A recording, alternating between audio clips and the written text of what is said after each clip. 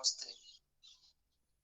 तो देखिए, अष्टांग हृदयम या कोई भी ग्रंथ यदि हम पढ़ना आरंभ करते हैं, तो हमें थोड़ा बहुत संस्कृत का बोध होना चाहिए और विशेष रूप से एक छंद है अनुष्टुप छंद, वो तो हमें अवश्य आना चाहिए। पूर्व काल में भारतवर्ष में 14 विद्याएं दी जाती थी गुरुकुलों में, जिनमें से 4 तो वेद थे, उपवेद सहित। वो आप सभी जानते हैं, ऋग्वेद, यजुर्वेद, सामवेद और अथर्ववेद, और इनके 4 उपवेद थे। इनके साथ ही 6 वेदांगों की शिक्षा भी दी जाती थी। वेदांग, वेदों के अंग। वेद यदि हमें पढ़ने हैं या हमें उनके अंग ही उपवेद ही पढ़ने हैं, तो भी हमें वेदांग पढ़ने चाहिए और कम से कम छंद तो अवश्य पढ़ने चाहिए। तो जो 6 वेदांग हैं वो है शिक्षा, कल्प, निरुक्त, व्याकरण, ज्योतिष और छंद। शिक्षा, कल्प, निरुक्त, व्याकरण, ज्योतिष, छंद। अब इसके लिए सूत्र है, छंदः पादौ तु वेदस्य हस्तौ कल्पोऽथ पठ्यते ज्योतिषामयनं चक्षुः निरुक्तं श्रोत्रमुच्यते शिक्षाघ्राणं तु वेदस्य मुखं व्याकरणं स्मृतं तस्मात् संगमधीत्यैव ब्रह्मलोके महीयते। इसका अर्थ ये है कि जो छंद है वो वेद रूपी मनुष्य के पैर है। अब इसका अर्थ ये नहीं है कि वेद एक मनुष्य है, ये केवल अलंकार का प्रयोग किया गया है, रूपक अलंकार का प्रयोग करके ये समझाया गया है कि यदि वेद को हम एक पुरुष या मानव माने तो उसके जो 6 अंग हैं वो क्या क्या होंगे। तो छंद उसके पैर है, छंदों पर ही वेद चलते हैं। अब ये जो छंद है, छंद एक तरह से जब हम किसी बच्चे को ड्राइंग सिखाते हैं तो हम डॉटेड फॉर्म में उसको लाइंस बना के दे देते हैं, फिर वो बालक उस लाइन को सॉलिड लाइन बना लेता है, डॉटेड लाइन को उनके ऊपर पेन से चला के उनको सॉलिड बना लेता है और फिर उसमें रंग भी भर लेता है। तो हम उसको पैटर्न दे देते हैं कि इस पैटर्न में बनाना है और बालक उस पैटर्न में बना लेता है। ऐसे ही छंद जो है ये पैटर्न है, एक स्पेसिफिक पैटर्न जिसमें हम शब्दों को पिरो देते हैं। और कैसे पिरोते हैं, तो संस्कृत में 2 तरह के अक्षर होते हैं, लघु और गुरु। लघु यानी कि छोटे, गुरु यानी कि बड़े। वैसे प्लुत भी होता है, प्लुत थोड़ा अलग, जैसे ओम है इसमें बहुत अधिक लंबा उच्चारण है तो ओम प्लुत स्वर है, तो दीर्घ ह्रस्व प्लुत। तो जो छोटे अक्षर है छंद में छोटे और बड़े दो ही माने जाते हैं। दीर्घ या गुरु यानी कि जिनपे बड़ी मात्रा है, छोटे या लघु जिनपे छोटी मात्रा है। मात्रा का अर्थ क्या है? मात्रा ये सूचक है किसी क्वांटिटी का। मात्रा किस चीज की मात्रा? उच्चारण में लगने वाले समय की मात्रा, कितना समय लग रहा है किसी वर्ण के उच्चारण में, तो वो हो गई मात्रा। किसी वर्ण के उच्चारण में कम समय लग रहा है तो छोटी मात्रा, अधिक समय लग रहा है तो बड़ी मात्रा। जैसे क छोटी मात्रा, का बड़ी मात्रा, की छोटी मात्रा, की बड़ी मात्रा। इस तरह से लघु और गुरु ये अक्षर होते हैं। तो इन लघु और गुरु के क्रम को निर्धारित कर दिया जाता है और उसी निर्धारित क्रम में यदि हम कोई भी शब्द जोड़ते चले जाते हैं तो वो छंद बन जाता है। ये वार्णिक छंद भी होते हैं और मात्रिक छंद भी होते हैं।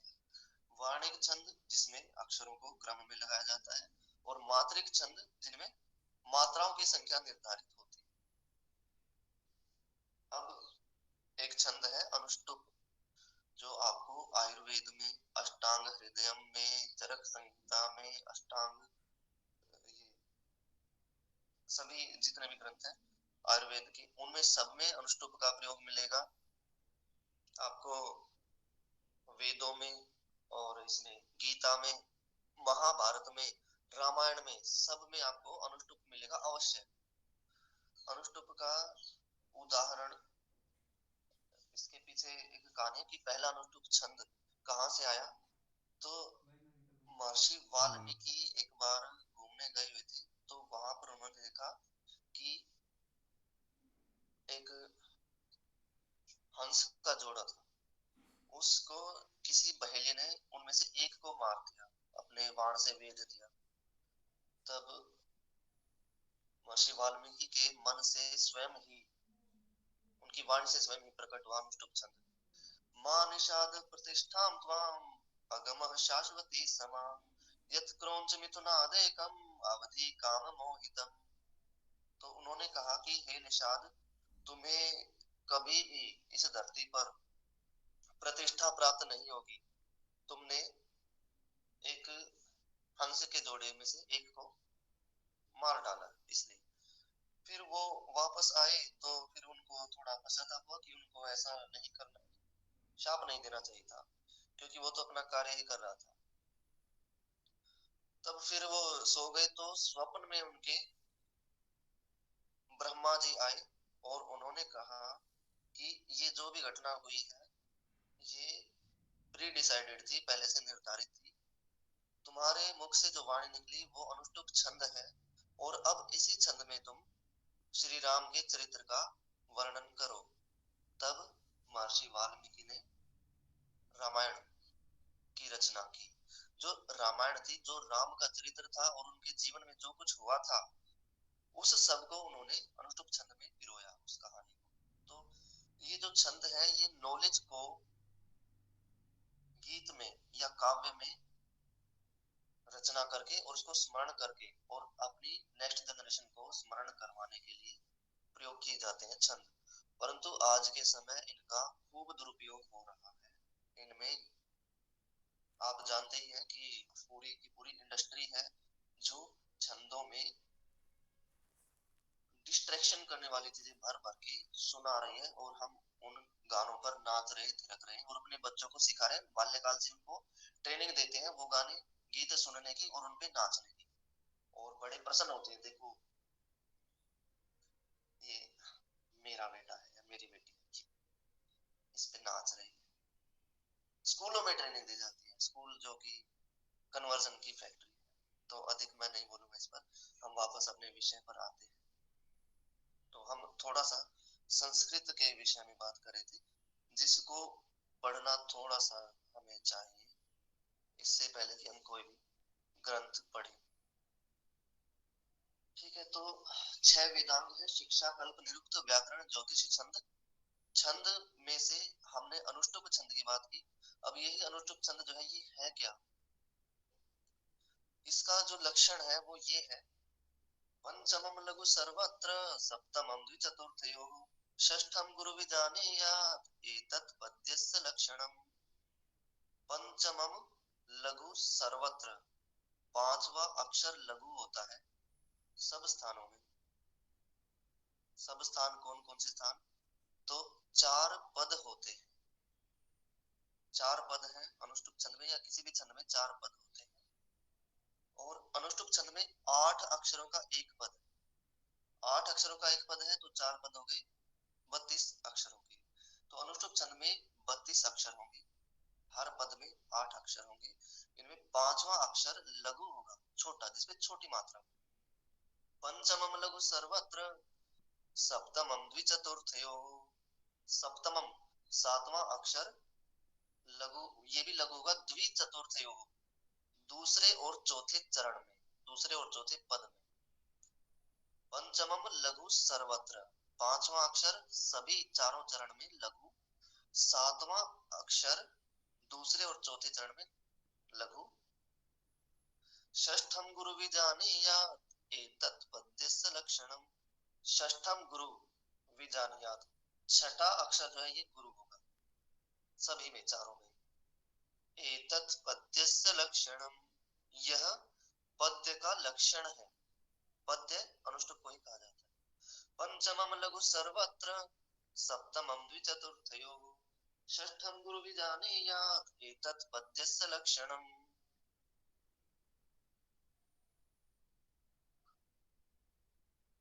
अब छठा जो अक्षर है वो गुरु है, पांचवा अक्षर लघु है, 8 अक्षर एक पद में है। ऐसा पैटर्न जहां भी मिले उसको समझ लेना अनुष्टुप छंद है।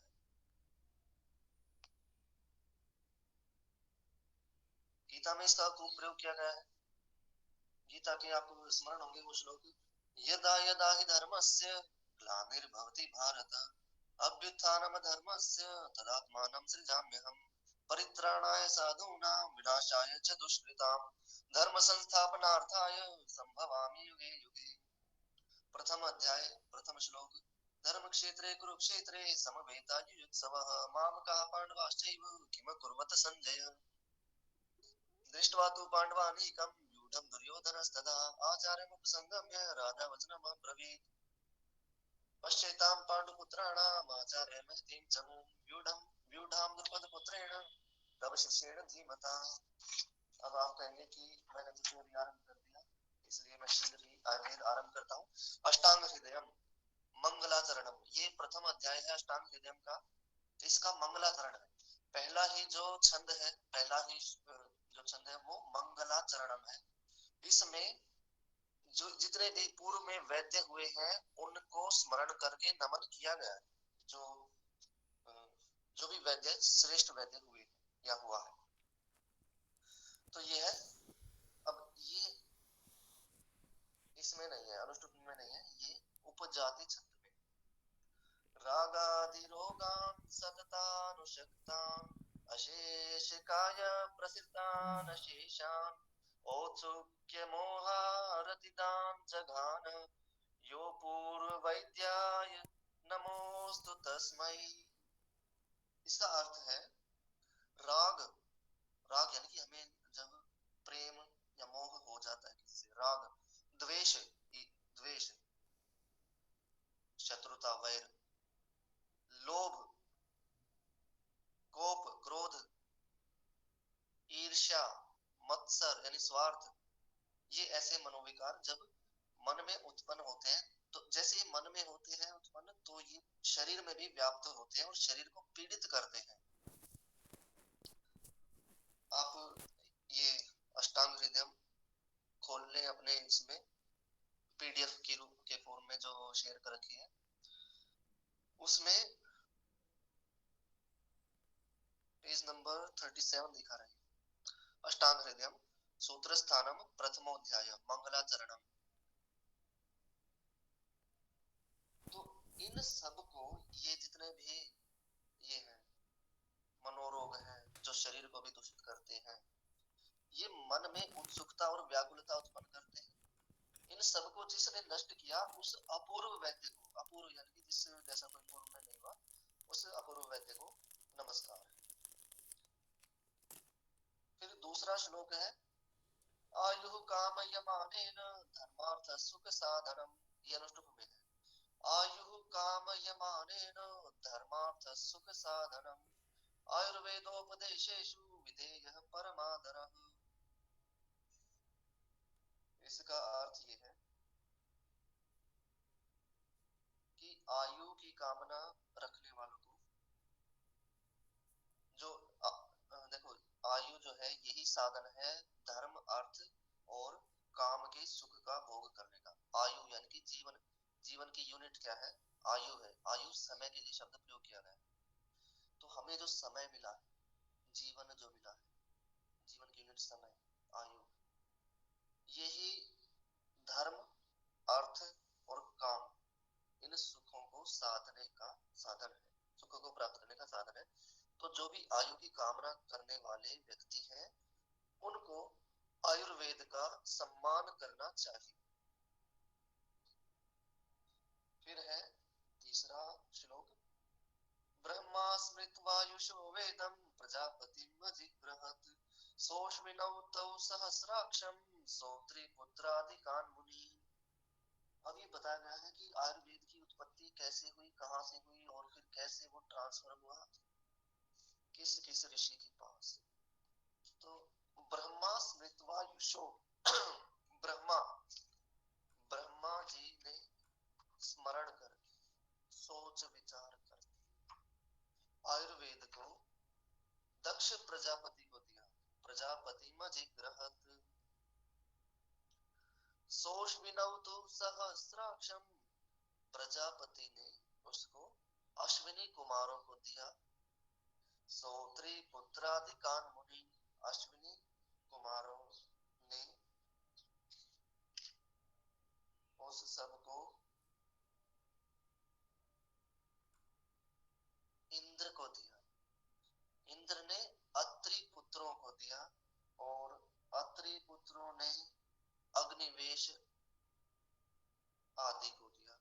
अग्निवेश और अन्य ऋषियों ने इनको और अधिक संपन्न और अधिक रिसर्च करके इनको और अच्छा ज्ञान संपन्न बनाया और तंत्र की रचना की, तंत्रों की रचना की, भिन्न भिन्न तंत्रों की रचना की। ब्रह्मा स्मृत्वायुषो वेदं प्रजापति मजिग्रहत सोऽश्विनौतौ सहस्राक्षम सौत्री पुत्रादिकान् मुनीन् तेऽग्निवेशादिकांस्ते तु पृथक् तंत्राणि ते निरे तेभ्योऽति विप्रकीर्णेभ्यः प्रायः सारतरोच्चयः क्रियतेष्टांग हृदयं नास्ति संक्षेप विस्तरम् कायाबालग्रहोर्ध्वांग शल्यदंष्ट्रा जरा वृषान् अष्टांग अष्टावंगानि तस्याहुश्चिकित्सायेषु संसृता वायु पित्तम कफश्चेति त्रयो दोषा समासतः। अब आगे कहा गया है कि क्रियते अष्टांग हृदयम नाति संक्षेप विस्तरम। क्रियते अष्टांग हृदयम, अष्टांग हृदय को जो किया गया, रचना की गई है, न तो बहुत अधिक संक्षेप में है और न ही विस्तार में है।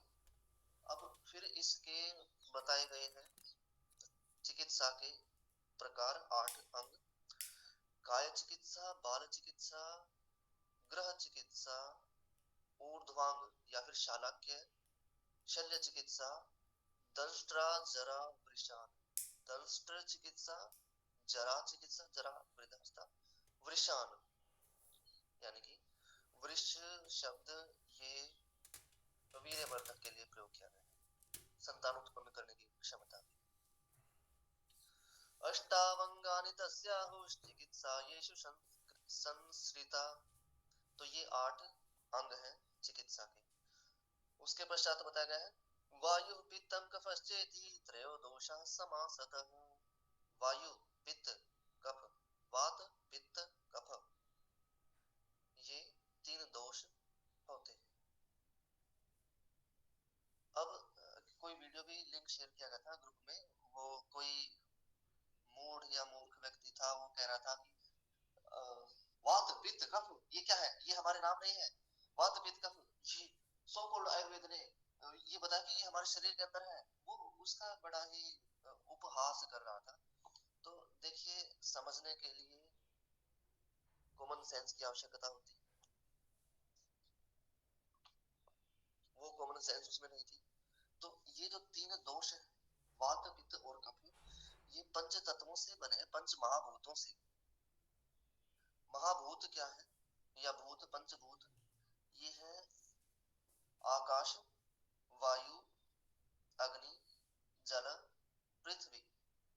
आत्मनो आकाश संभूता, आत्मन से आकाश बना, आकाशात वायु, वायु और अग्नि ही, अग्निर आप है, अदभ्याम पृथ्वी, आप है यानी कि जल, अदभ्याम अदभु, यह भी जल के लिए प्रयोग किया है, अदभ्याम पृथ्वी, पृथ्व्याम अन्नम अन्नात् औषधम औषधात् पुरुषम उपजायते। तो ये भी हमारे शास्त्र में कहा गया है कि आकाश जो है, आकाश से वायु बनी, वायु से अग्नि बनी, अग्नि से जल, जल से पृथ्वी, आकाश स्पेस खाली स्थान। अब देखिए, हम जो हमारा शरीर है, यदि इसके 10 दिशाओं में सीमेंट डाल दिया जाए तो हम हिल नहीं पाएंगे। तो जो आकाश तत्व है वो समाप्त कर दिया या घटा दिया गया।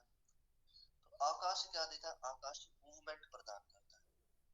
इन्हीं पंच महाभूतों से ये समस्त सृष्टि भी बनी है और इन्हीं पंच महाभूतों से हमारा शरीर भी बना हुआ है।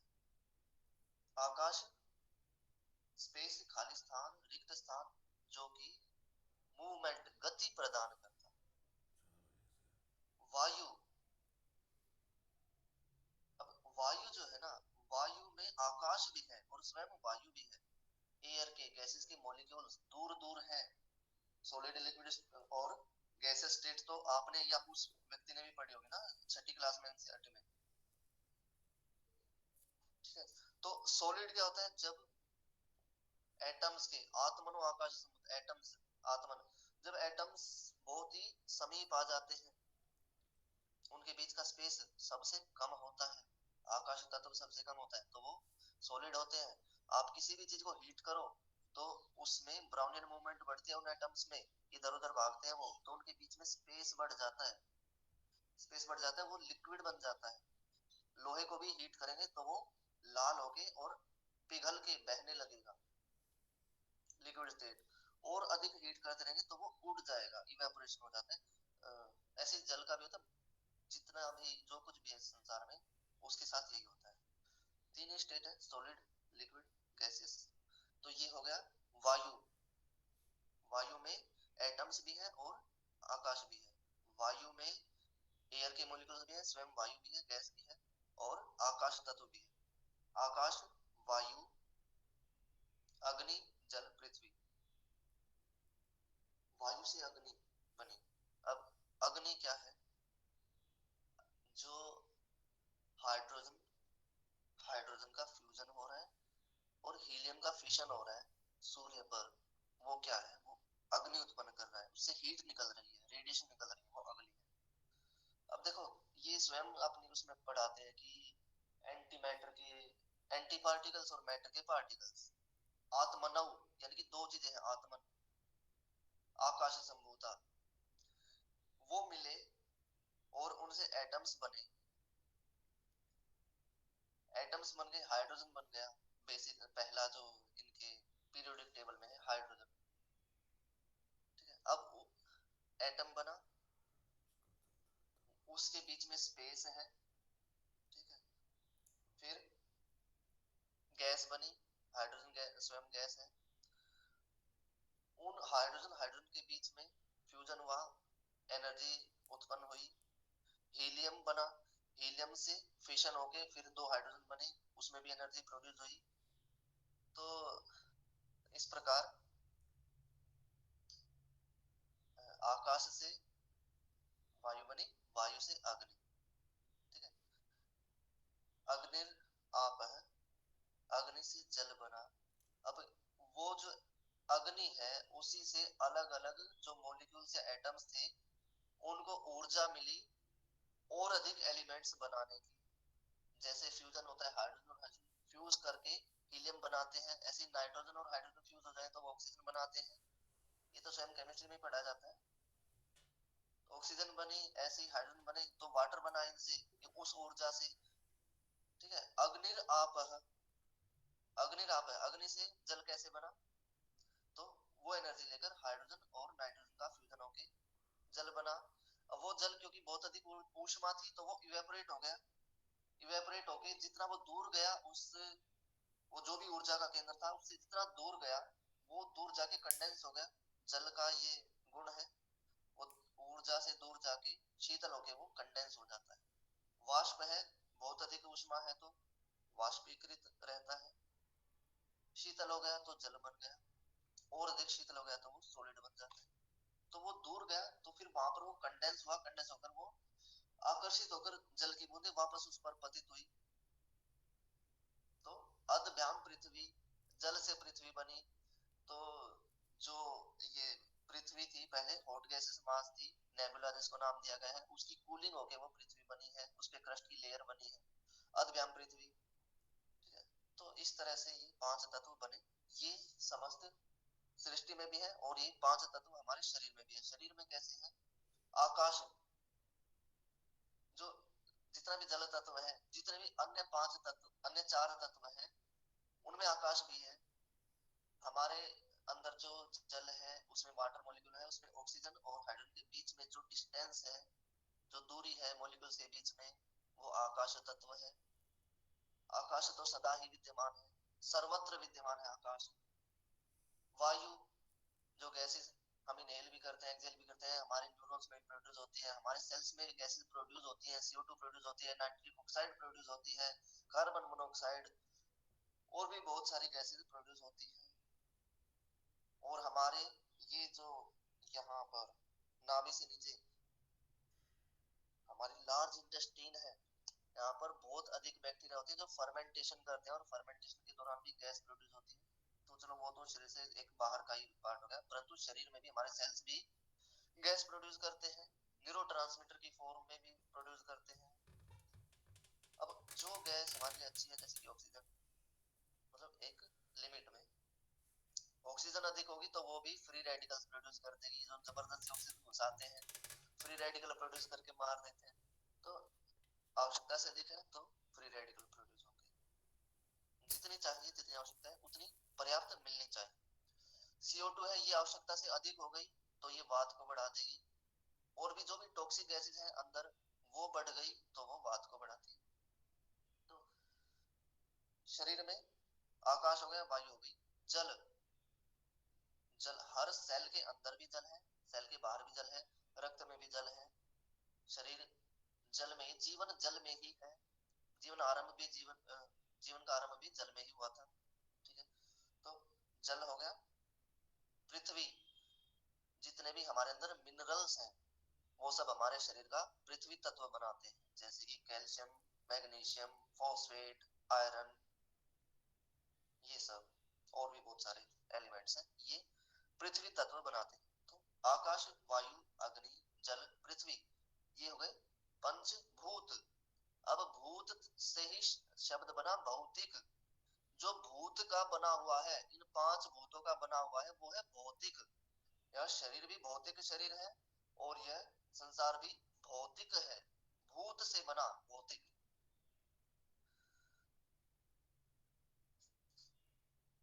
आपको कहीं भी किसी को भी प्रश्न हो तो बीच में आप पूछ सकते हैं।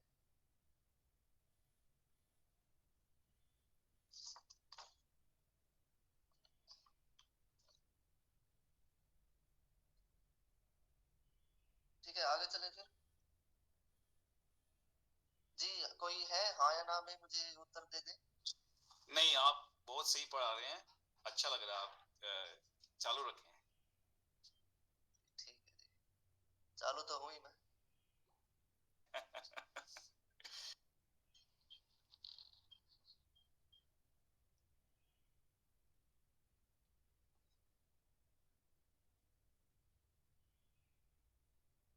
ठीक है जी, हम पढ़ चुके थे।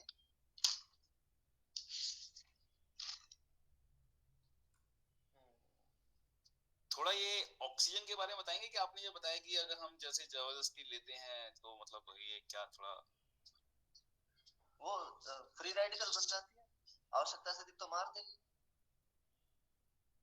हमारे शरीर में देखो, जो वातावरण है ना हमारा, उसमें ऑक्सीजन का कुछ पार्शियल प्रेशर है, लगभग 100 होता है, 100 मिलीमीटर ऑफ मरकरी। ठीक है, ऐसे ही कार्बन डाइऑक्साइड का भी कुछ पार्शियल प्रेशर होता है, ऐसे नाइट्रोजन का भी पार्शियल प्रेशर है। तो हम जब श्वास लेते हैं तो श्वास के साथ नाइट्रोजन भी जाती है, ऑक्सीजन भी जाती है, और अन्य जो गैसेस हैं वो भी जाती है। यदि किसी दूषित स्थान पर है तो वहां पर जो दूषित वायु वहां से उत्सर्जित हो रही है वो भी हमारे अंदर जाती है। यदि हमने परफ्यूम लगा लिया तो वो तो अंदर जाने देते, वो तो न्यूरोटॉक्सिक है। हमारे ब्रेन के, हमारा ब्रेन जो है वो बाहरी वातावरण के एक्सपोजर में सबसे निकट जहां पर है वो हमारी नासिका के अंदर का है। बहुत पतली लेयर होती है जो हमारी नेजल एपिथेलियम है वो।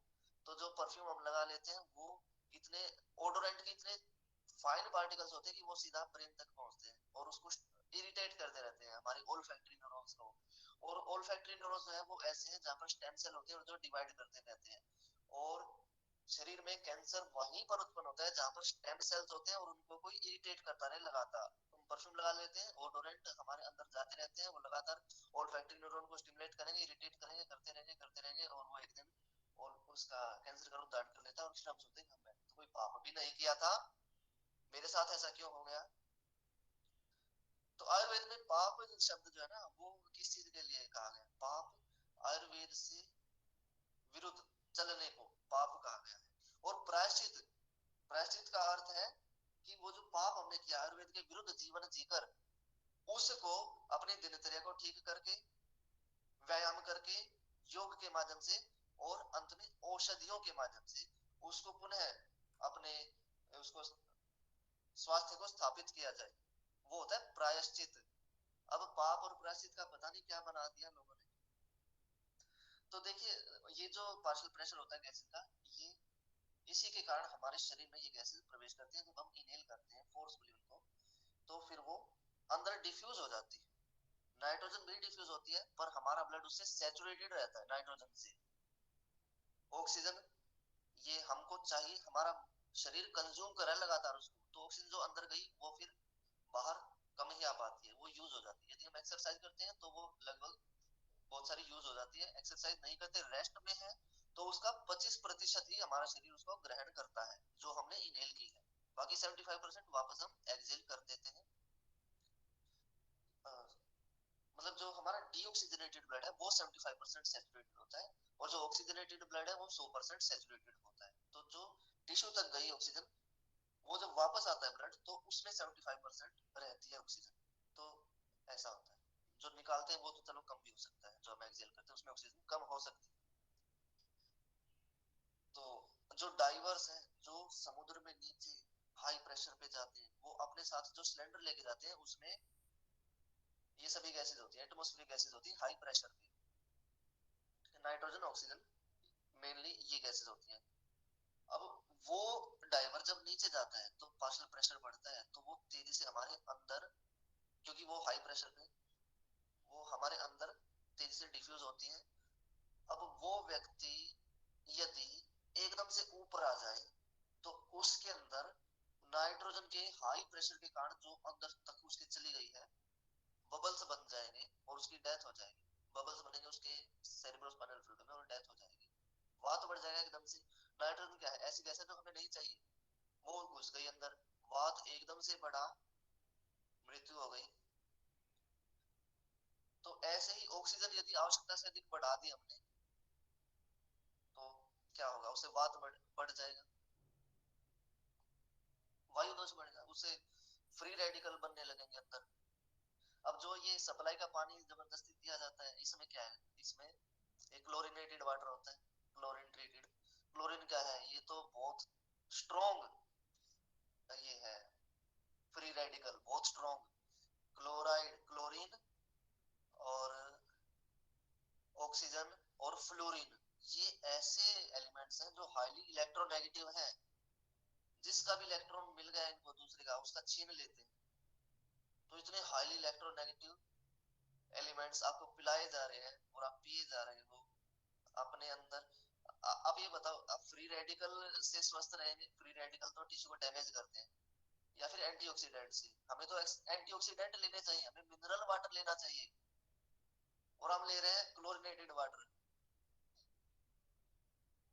मिनरल वाटर क्या है, मिनरल्स जिसमें पृथ्वी तत्व भी हो, ऐसा जल, जल और पृथ्वी दोनों हो जिसमें। जल में पृथ्वी, मैंने बताया था ना कि जैसे आकाश है उसके बाद वायु, वायु में आकाश भी है, उसके बाद आकाश, वायु, जल, जल में आकाश भी होता है, जल में वायु भी होती है और पृथ्वी, पृथ्वी में ये सारी चीजें होती हैं। तो जो सबसे ऊपर वाला पहला जो तत्व है वो सभी में है, दूसरा तत्व वो भी सभी में है, तीसरा भी सभी में है, मतलब आगे वाले अन्य सभी। तो ठीक है जी कपिल जी, शरीर में ऑक्सीजन अधिक नहीं होनी चाहिए, जितनी सामान्य है उतनी ही होनी चाहिए। ठीक ठीक है। तो आगे चलते हैं, हमने पढ़ लिया था क्रियतेष्टांग हृदयम नाति संक्षेप विस्तरम काया बालग्रहोर्ध्वांग शल्यदंष्ट्रा जरावृषान् अष्टावंगानि तस्याहुश्चिकित्सायेषु संसृता वायु पित्तम कफश्चेति त्रयो दोषाः समासतः। तो अब ये जो पांच तत्व हैं इनके अलग अलग कॉम्बिनेशन से बना वात पित्त और कफ अग्नि। और पहले इसकी बात कर लेते हैं आकाश और वायु की। आकाश और वायु ये रिप्रेजेंटेटिव है हमारे हाथ में। आकाश और वायु से मिलकर बना वात।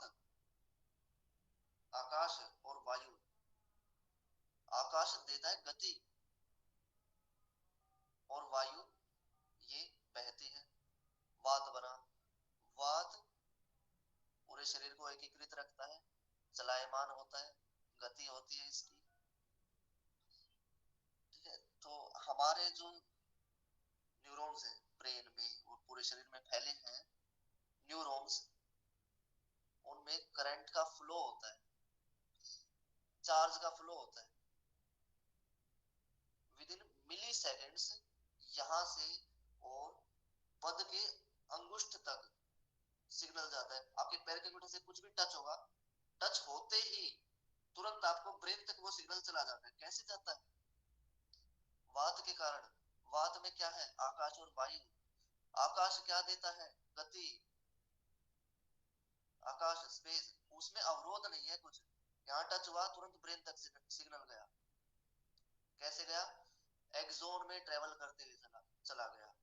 चार्ज का फ्लो हुआ, यहाँ से तेज से वो चार्ज यहाँ तक पहुंचा, पैर के अंगूठे से ब्रेन तक। आकाश के कारण, वात के कारण, वायु और आकाश के कारण सिग्नल जो होते हैं, न्यूरॉन जो होते हैं ना, वो आपस में कैसे दो तरह से कम्युनिकेशन करते हैं। एक तो इलेक्ट्रिकल सिनेप्स के माध्यम से और दूसरा केमिकल सिनेप्स के माध्यम से। इलेक्ट्रिकल सिनेप्स जिसमें चार्ज का फ्लो होता है, केमिकल सिनेप्स जिसमें गैसेस या फिर दूसरे केमिकल्स रिलीज किए जाते हैं एक न्यूरॉन के द्वारा, और उस न्यूरॉन से रिलीज होके दूसरे न्यूरॉन को उसके रिसेप्टर होते हैं, वो सिग्नल को रिसीव करते हैं। तो दो तरह से सिनेप्स होते हैं, दो तरह से कम्युनिकेशन होती है हमारे ब्रेन में न्यूरॉन्स के बीच में, केमिकल सिनेप्स और इलेक्ट्रिकल सिनेप्स। केमिकल सिनेप्स में गैसेस का यूज होता है।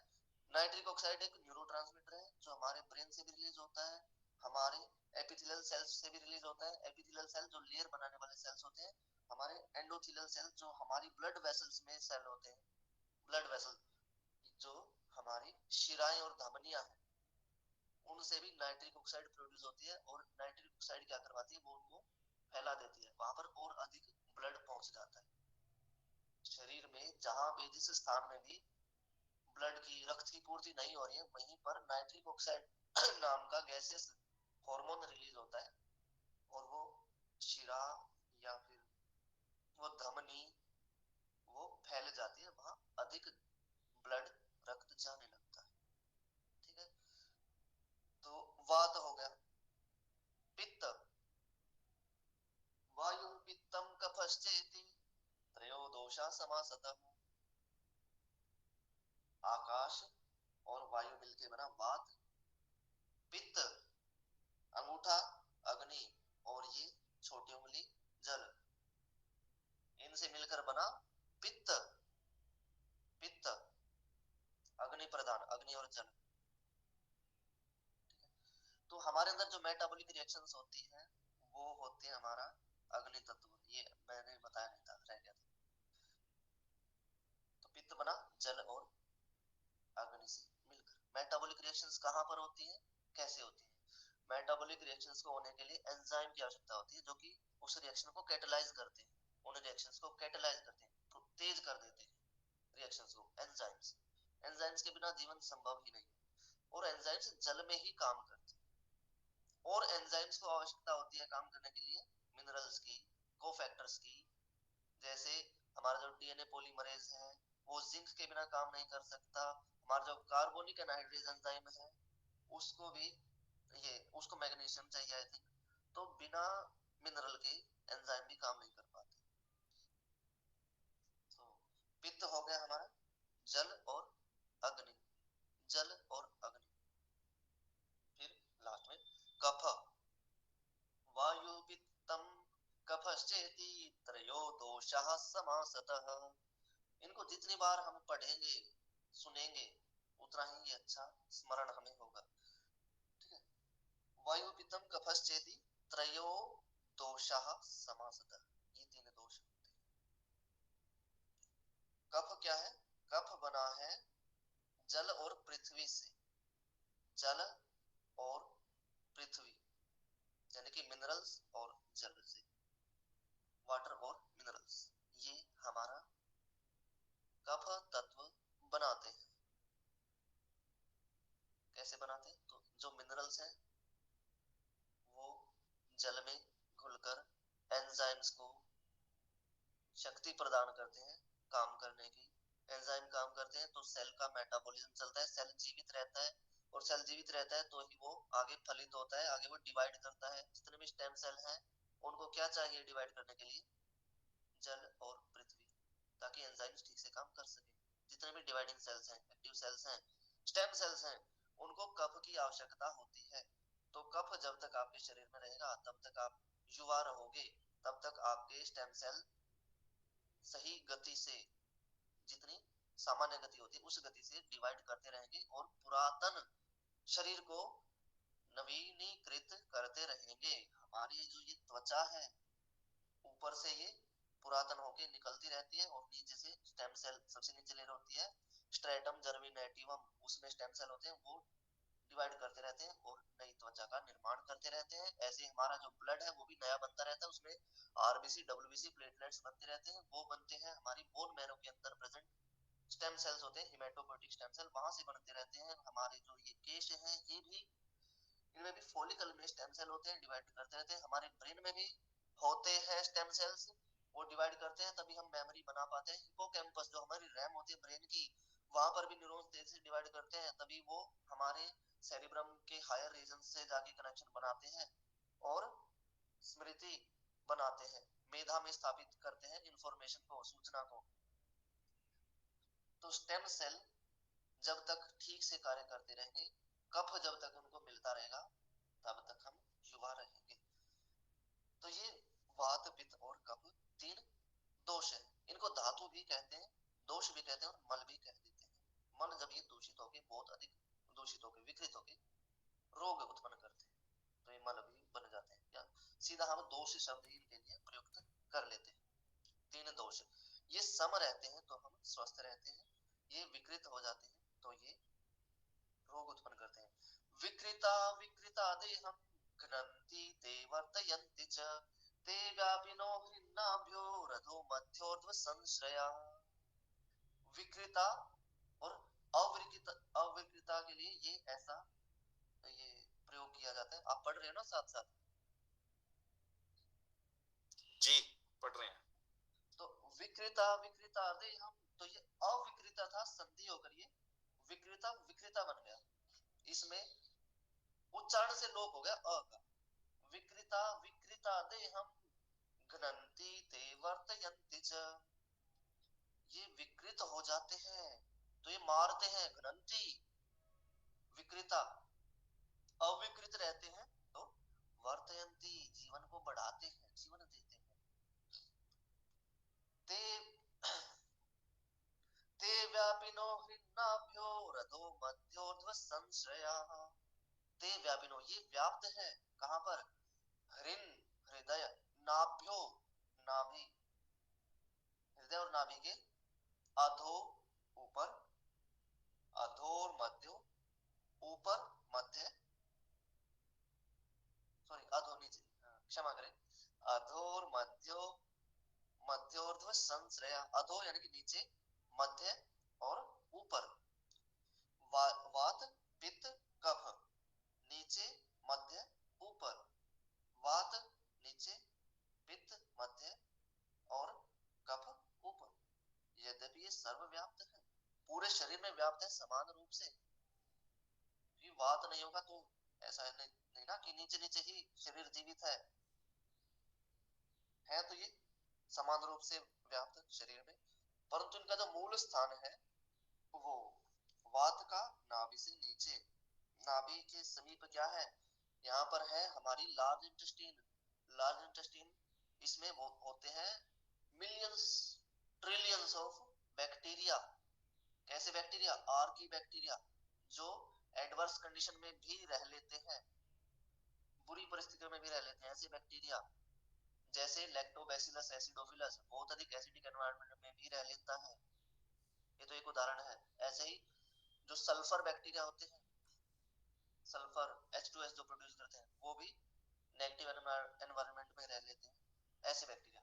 तो यहाँ पर है, अब बैक्टीरिया है तो वो क्या करते हैं, वो फर्मेंटेशन करते हैं, और फर्मेंटेशन के दौरान गैस प्रोड्यूस होती है, गैस प्रोड्यूस होती है। तो यहाँ पर ये मूल स्थान है नाभि से नीचे वात का, इसलिए ऐसा कहा गया कि नाभि से नीचे वात का स्थान है। वात दोष कब बनेगा? जब टॉक्सिक गैसेस बढ़ जाएंगी। तो वो जो बैक्टीरिया है, यदि उन बैक्टीरिया का रेशो बिगड़ गया, अच्छे वाले कम हो गए, बुरे वाले अधिक हो गए, तो वो बुरी गैसेस प्रोड्यूस करने लगेंगे, बुरी गैसेस प्रोड्यूस करने लगेंगे, टॉक्सिक गैस प्रोड्यूस करेंगे, तो वात बढ़ेगा।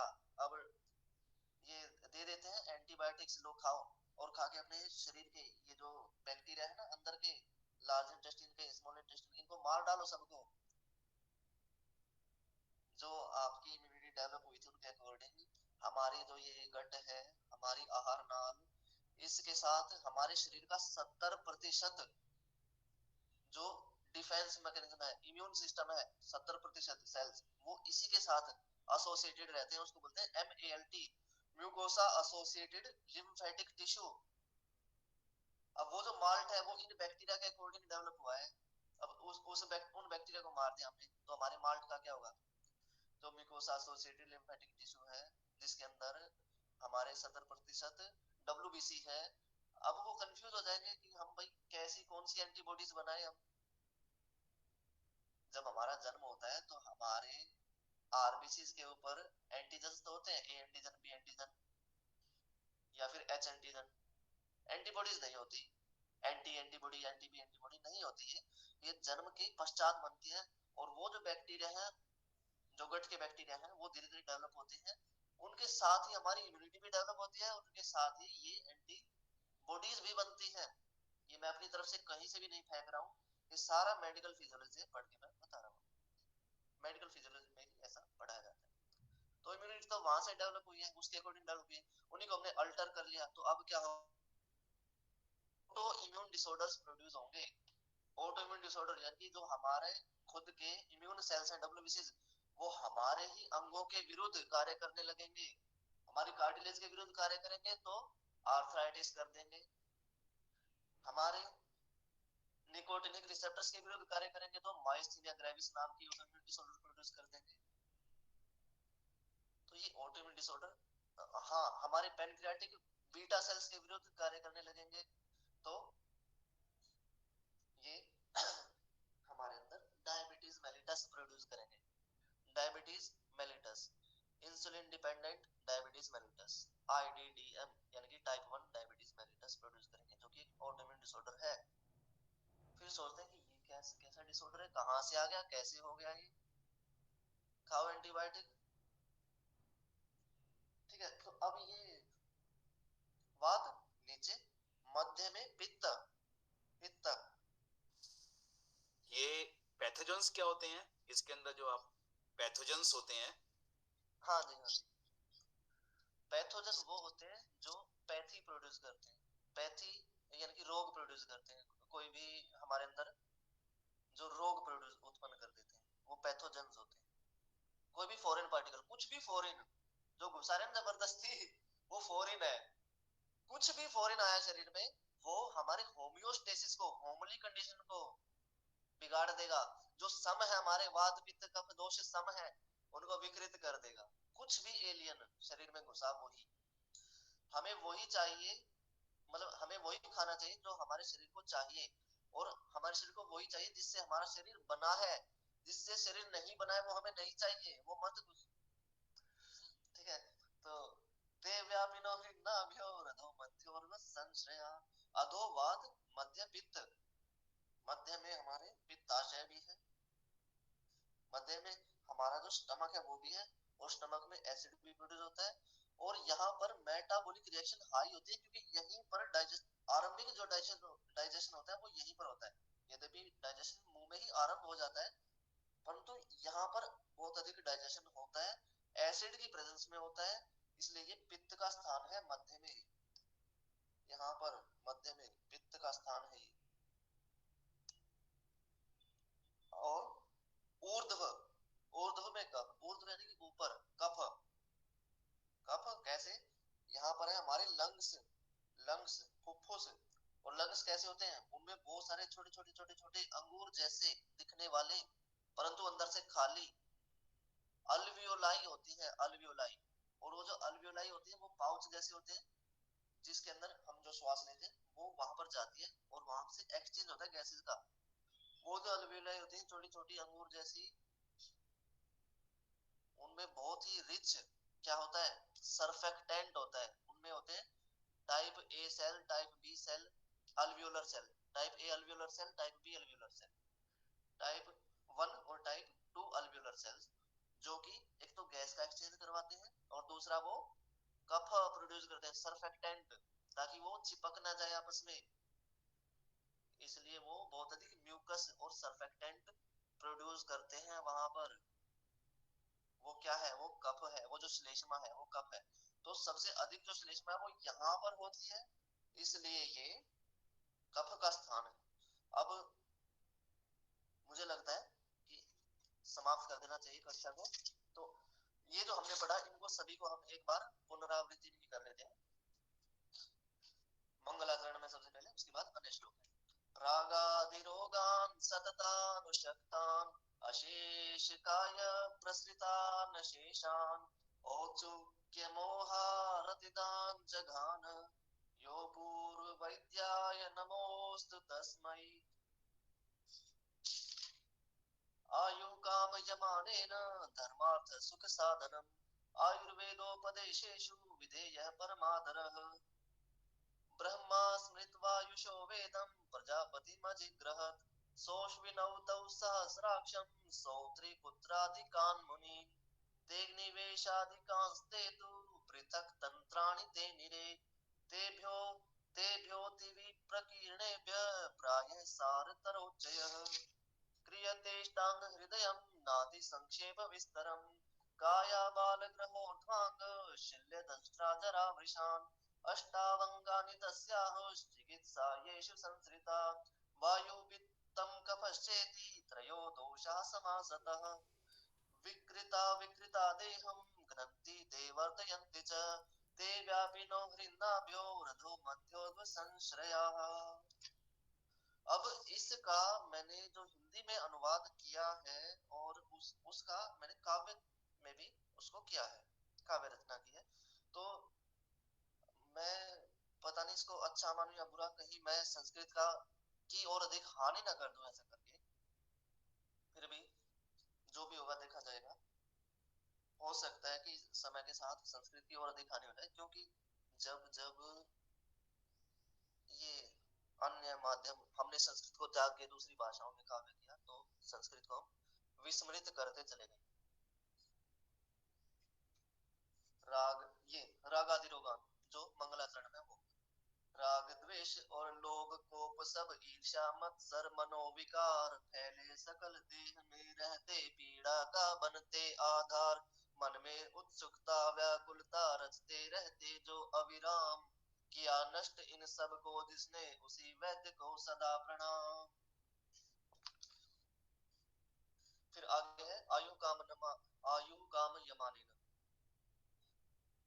धर्म अर्थ व काम के सुख का साधन इसी आयु को जान आयु काम ना रखने वालों आयु शास्त्र का रखना मान ब्रह्मदेव ने सबसे पहले आयु शास्त्र का करके ध्यान आयु शास्त्र का करके ध्यान देकर दक्ष प्रजापति को सारा आयुर्वेद विज्ञान प्रजापति ने कुमार अश्विनी जिनसे लिया इंद्र ने ज्ञान इंद्रदेव ने अत्रिपुत्र को आयु शास्त्र का किया बखान अत्रिपुत्र से अग्निवेश तक पहुंचा आयुर्वेद महान तब विस्तार से तंत्र रचाए पराशर हारीत विद्वान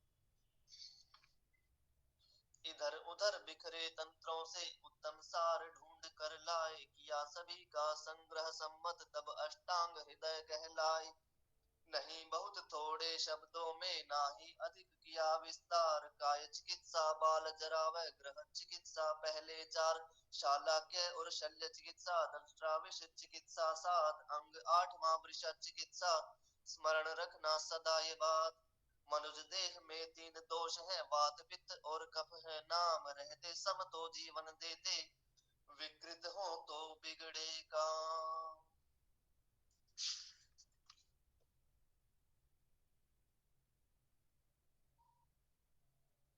प्रश्न? आपको सुन के ना 20 साल पहले की याद आ गई, कुछ ऐसे सुनता था मैं कुछ चीजें जो आप जिस लय में बोल रहे हैं ना, बहुत अच्छा लग रहा है। मतलब जी अब ये आला, सुनने को नहीं मिलता। जी आला छंद है ये। अब ये सुनने को नहीं मिलता, अब ये लुप्त होता जा रहा है। नहीं तो पहले जब रामायण रखी जाती थी तो उस समय भी ये बहुत दूर दूर से इसकी ध्वनि आती थी, बहुत अच्छा लगता था, मतलब मधुर लगता था और शांति मिलती थी मन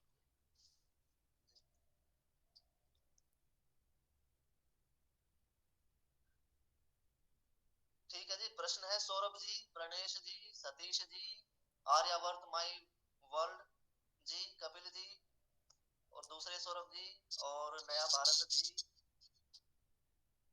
प्रश्न तो बहुत सारे हैं, जैसे आपने आज मुझे बताया ये सब चीजों के बारे में, बहुत विस्तृत नॉलेज है, लेकिन हमें तो ये आपने बहुत थोड़े समय में बता दिया। बस थोड़ा बहुत समझ में आया है।